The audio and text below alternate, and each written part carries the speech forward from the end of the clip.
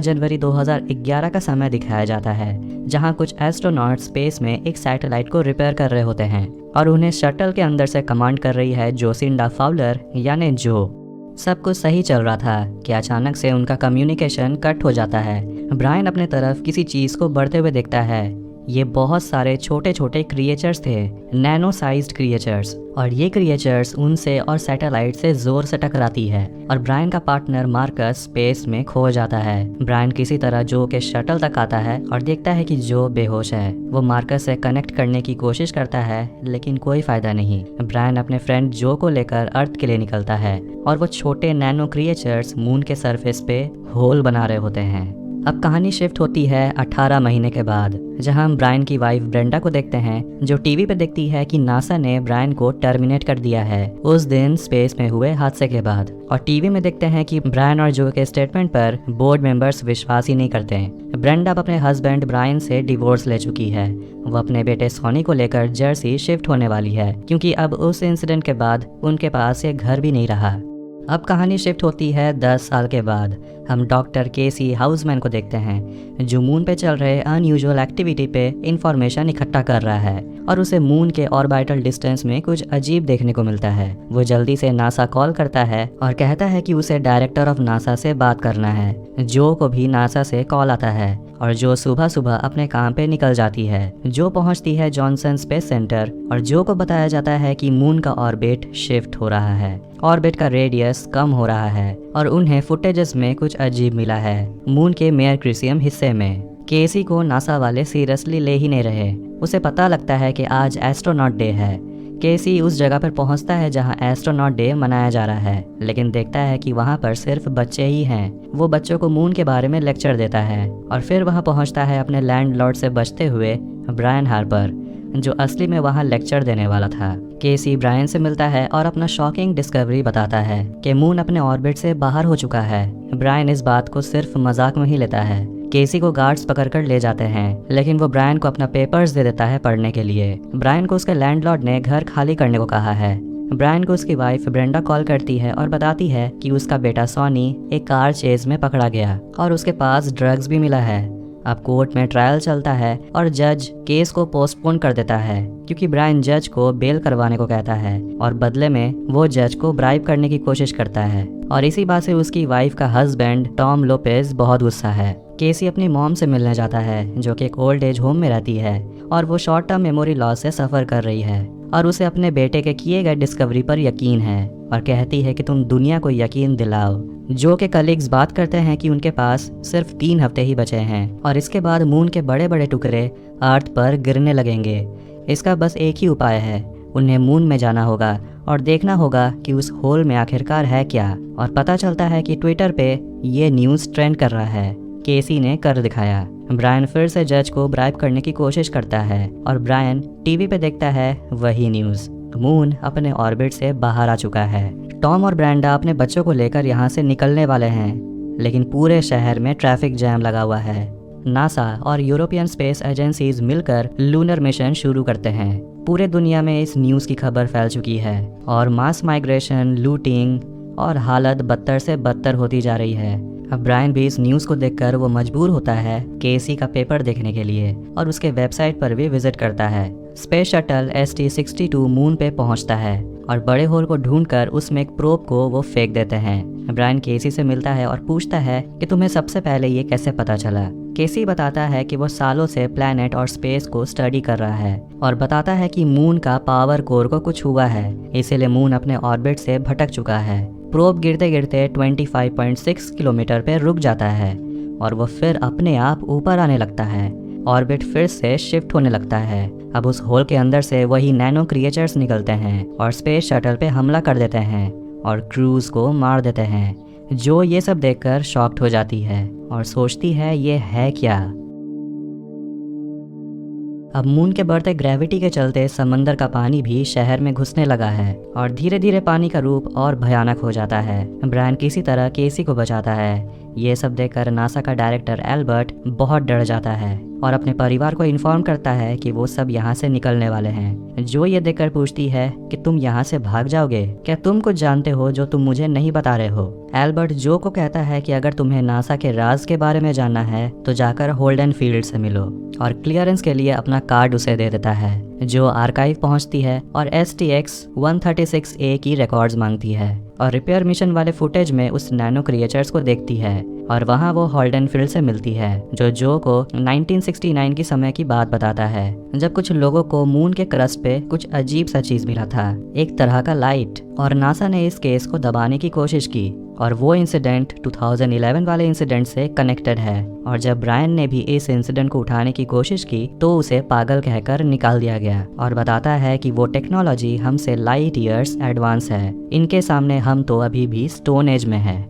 जो इस बारे में मिलिट्री से बात करती है, जिसमें जो का एक्स हस्बैंड डग भी काम करता है, लेकिन वो जो की एक नहीं सुनता और मिलिट्री न्यूक्लियर बॉम्ब से मून को तबाह कर देना चाहती है, लेकिन इससे अर्थ को भी खतरा है।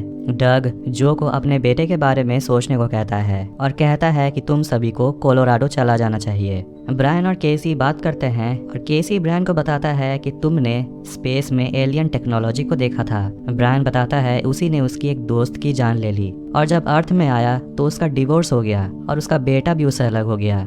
जो को याद आता है कि होल्डन फील्ड ने उसे एक EMP device Zulu X-ray 7 device के बारे में बताया था, जिससे उन नैनो क्रिएचर्स को मारा जा सकता है, और ये बात वो डग को बता देती है।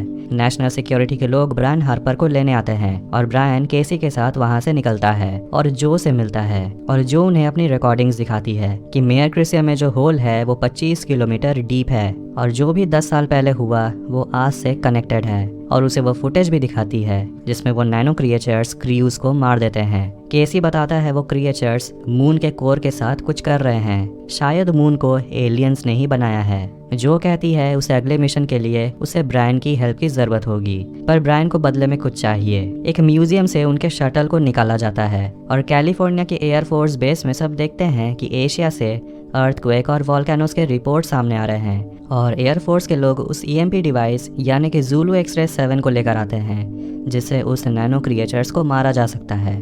ब्रायन ने जो से बदले में ये मांगा था कि उसके बेटे सॉनी को जेल से निकाल लिया जाए। ब्रायन अपना प्लान डिस्कस करता है और अपने बेटे सॉनी को देखकर थोड़ा रिलीफ फील करता है। अब जहाँ से शटल को लॉन्च किया जाना था वहाँ पर एक जोर का भूकंप आता है और केसी मून के एक्टिविटी में फिर से कुछ अजीब होता हुआ दिखता है और पता चलता है कि शटल का कूलेंट खराब हो चुका है अर्थक्वेक के वजह से और अब कुछ भी नहीं हो सकता। जो सारे क्रू मेंबर्स को ऑर्डर देती है बेस को जल्दी खाली कर देने के लिए और उन्हें जल्दी से कोलोराडो जाने के लिए कहती है, जहां पर वो सभी बंकर में छुप सकते हैं। केसी जो को बताता है कि मून का ग्रेविटी बढ़ रहा है और उन्हें जल्दी से इस मिशन को शुरू करना होगा। जो बताती है कि मिशन ओवर हो चुका है। फिर जो जल्दी से ब्रायन के पास जाती है और कहती है कि शटल में सिर्फ हम 2 जाएंगे, तुम शटल को उड़ाओगे और मैं नेविगेट करूंगी, लेकिन उन्हें एक और फ्लाइट इंजीनियर की जरूरत होगी, जिसके लिए वो केसी से मदद मांगते हैं। पर केसी बहाना मारता है कि उसे बावल सिंड्रोम है, एंग्जाइटी है, पर ये केसी का पहला मिशन है और ब्रायन उसे कहता है रेडी हो जाओ। अब मिशन से पहले ब्रायन और जो अपने बच्चे को गुड बाय कहते हैं और ब्रायन का बेटा सॉनी और जो के बच्चे जिमी और मिशेल एक साथ कोलोराडो के लिए निकल पड़ते हैं। केसी भी अपनी मॉम को गुड न्यूज़ देता है कि वो स्पेस में जा रहा है और वहाँ के वो वर्कर से कहता है कि मेरी मॉम का ख्याल रखना। अब उनकी तरफ एक बहुत बड़ा ग्रेविटी वेव आ रहा है और मून के ग्रेविटी बढ़ने के वजह से सब कुछ वो खींच रहा है। अब किसी तरह जो और ब्रायन शटल को सक्सेसफुली टेक ऑफ करते हैं, पर थोड़ी ही देर में रेड अलार्म बजने लगता है और एक थ्रस्टर बंद हो जाता है और उनका स्पीड कम होने लगता है और वो शटल से एक एक कर टैंक्स को सेपरेट करने लगते हैं वेट हल्का करने के लिए, और तब जाकर वो स्पेस में पहुंचते हैं। रास्ते में सॉनी और मिशेल बॉन्ड करते हैं और सॉनी डग को कॉल करता है बताने के लिए कि वो कोलोराडो के लिए निकल चुके हैं और बंकर के अंदर जाने के लिए उन्हें डग की क्लियरेंस की जरूरत होगी। स्पेस में जो और ब्रायन EMP डिवाइस में फ्यूल भरते हैं और मून को अर्थ के तरफ बढ़ते हुए देखते हैं। रात में सॉनी और मिशेल के गाड़ी को 3 लोग रोक लेते हैं और उनकी गाड़ी को लेकर वहां से चले जाते हैं। मून के अब छोटे छोटे टुकड़े अर्थ पर गिरने लगे हैं और मून बिल्कुल सामने आ जाता है और ग्रेविटी से सब अपनी तरफ खींचने लगता है। जो ब्रायन और केसी मून में पहुंचते हैं और केसी मून की तस्वीर खींचता है ब्रायन ईएमपी डिवाइस को होल के सामने लाता है और इलेक्ट्रॉनिक्स एक्टिवेट कर देता है और अपने स्पेस शटल में वापस आ जाता है और देखता है कि वो नैनो क्रिएचर्स अपने होल से निकलते हैं और उस डिवाइस यानी कि बॉम्ब के आसपास मंडराने लगते हैं। फिर वो क्रिएचर्स उनके शटल के तरफ बढ़ने लगते हैं और ब्रायन जल्दी से बॉम्ब का डेटोनेटर और ब्रायन का फोन ऑफ कर देता है, जिससे वो क्रिएचर्स वहां से चले जाते हैं। जो बताता है कि मिलिट्री के लोग मून को रोकने के लिए न्यूक्लियर बॉम्ब यूज कर सकते हैं, पर ब्रायन को डर है कि अगर ऐसा हुआ तो भर भर के रेडिएशंस निकलने लगेंगे और ब्रायन को इससे पहले कुछ करना होगा, वरना मून जैसे ही स्ट्रेटोस्फेयर में एंटर होगा मिलिट्री के लोग न्यूक्लियर वेपन यूज कर लेंगे और उनके पास सिर्फ 2 घंटे हैं। टॉम पहुंचकर सॉनी, मिशेल और जिमी को सेफ जगह लेकर आता है और सॉनी उन्हें बताता है कि ब्रायन स्पेस में है। रेडियो में अनाउंसमेंट आता है कि उन्हें ये जगह जल्दी से खाली करना होगा और सॉनी बताता है कि कोलोराडो में बंकर है, वो वहां जा सकते हैं। तो वहीं ब्रायन, जो और केसी मून के होल के अंदर जाते हैं और वो एक बहुत ही अजीब से जगह पर पहुंचते हैं और इलेक्ट्रॉनिक्स एक्टिवेट करते ही वो नैनो क्रिएचर्स जाग जाते हैं। तो वहीं सॉनी और टॉम ऑक्सीजन सिलेंडर और कुछ सप्लाईज इकट्ठा करते हैं, लेकिन उनके सामने पहुंचते हैं वही 3 रॉबर्स। लेकिन सॉनी किसी तरह उन्हें गन पॉइंट पर रखकर वहां से कार से निकलता है। केसी ये देखकर बहुत खुश है कि उसका सारा मेगा स्ट्रक्चर्स का थ्योरी सही निकला। वे एक चमकते हुए कोर के पास पहुंचते हैं और जो डेटोनेटर दबाने के लिए रेडी हो जाती है, लेकिन वो नैनो क्रिएचर्स उसका पीछा करते हैं और अचानक से ग्रीन लाइट उनके शटल को अंदर खींच लेता है। शायद कोई है जो इन तीनों को उस क्रिएचर से बचाना चाहता है और तीनों यहाँ बेहोश पड़े हैं और उन तीनों को स्कैन किया जाता है। मिलिट्री न्यूक्लियर वेपन को यूज करने के लिए रेडी है। तो वही 3 रॉबर्ट्स फिर से सॉनी का पीछा करते हैं और मून फिर से सामने आने लगता है और ग्रेविटी से वो सब कुछ अपनी तरफ खींचने लगता है और इसमें वो तीनों रॉबर्ट्स मर जाते हैं। डग सॉनी को कॉल करता है और बताता है कि तुम लोग लेट हो गए हो, न्यूक्लियर वेपन को अब एक्टिवेट किया जाएगा, जिससे मून का एक बहुत बड़ा टुकड़ा अर्थ पर गिरेगा और रेडिएशन भी होगा, इसीलिए जल्दी से कहीं छुप जाओ। और सॉनी से पता चलता है कि जो स्पेस में है। ये जानकर डग शॉक हो जाता है कि अगर मून को ब्लास्ट कर दिया जाए तो उसकी एक्स वाइफ भी मर जाएगी। अब ऑक्सीजन धीरे धीरे खत्म होने लग रहा है, इसीलिए पक्षी मरने लगते हैं। जो और केसी को होश आता है और देखता है कि वहाँ ऑक्सीजन और ग्रेविटी दोनों है, लेकिन ब्रायन नहीं है। बाहर निकलकर दोनों ब्रायन को ढूंढते हैं। एक दरवाजा वहाँ खुलता है। दोनों डरते हुए आगे बढ़ते हैं और शायद कोई है जो उन्हें गाइड कर रहा है। हो सकता है कि वो इंसान जैसा हो। ब्रायन को एक जगह होश आता है और वहाँ वो एक लड़के को देखता है जिसमें उसके बेटे सॉनी की यादें हैं। ब्रायन पूछता है तुम कौन हो? वो लड़का कहता है कि मुझे बनाया गया है उन लोगों ने जिन्होंने तुम्हें बनाया, और बताता है कि बिलियन ईयर्स पहले तुम्हारे पूर्वज का सिविलाइजेशन तेजी से बढ़ रहा था। वो सभी टेक्नोलॉजी में बहुत एडवांस थे और वो सभी स्पेस में अपना घर बनाने लगे और वार का तो नामो निशान नहीं था। और इस दुनिया को कंट्रोल करता था central self learning computer system, जिसे हम AI भी कहते हैं। पर एक दिन सब कुछ चेंज हो गया। इंसानों का बनाया हुआ टेक्नोलॉजी यानी कि AI उनके ही क्रिएटर्स के खिलाफ हो गया और AI को जिनसे भी खतरा था वो उन सभी को मिटाने लगे। फिर तभी वो लड़का सॉनी में बदल जाता है, पर ये सॉनी नहीं है, ये मून का ऑपरेटिंग सिस्टम है और बताता है कि इस सब के बाद आपके पूर्वज गैलेक्सी में एक सेफ जगह पर रहने लगे।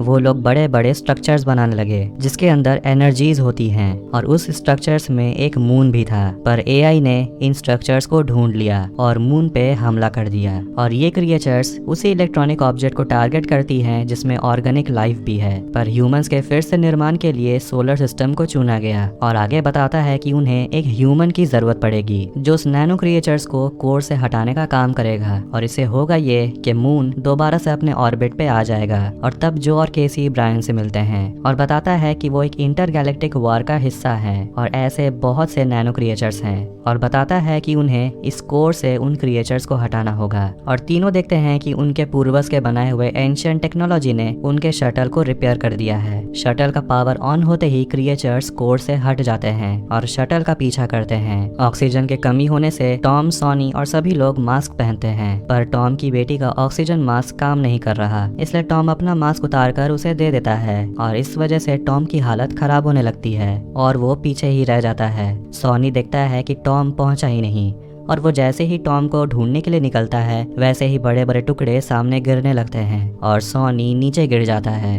अब देखते हैं कि मून अर्थ के एटमॉस्फेयर में घुस चुका है और मिलिट्री के लोग वेपन को एक्टिवेट करने ही वाले होते हैं, लेकिन डग ऐसा करने नहीं देता क्योंकि उसकी एक्स वाइफ जो मून में है। ब्रायन कहता है कि वो बॉम्ब के साथ यहीं रहेगा और केसी और जॉन को शटल लेकर चले जाने को कहता है, पर केसी खुद को रोवर में बॉम्ब के साथ बंद कर लेता है और ब्रायन से कहता है कि मेरी मॉम से मिलना और उन्हें बताना कि मैं फेलियर नहीं हूँ, और खुद को शटल से अलग कर देता है। और वो क्रिएचर्स जैसे ही रोवर पर अटैक करते हैं, केसी डेटोनेटर को दबा देता है। मिशेल सॉनी को किसी तरह बचा लेती है और जो शटल को लेकर मून से निकल जाती है और मून धीरे धीरे अपने ऑर्बिट में जाने लगता है। जो अपने बेटे जिमी को कॉल करती है और जो ब्रायन को बताती है कि अर्थ अब सेफ है और आखिरकार सब एक दूसरे से मिलते हैं। और ब्रायन को पता चलता है कि टॉम अब नहीं रहा और सॉनी देखता है कि केसी वहाँ नहीं है और ब्रायन बताता है कि उसी ने दुनिया को बचाया है और मून को भी। तभी हम केसी को देखते हैं मून में। वो वहाँ अपनी बिल्ली को देखता है और अपनी माँ को,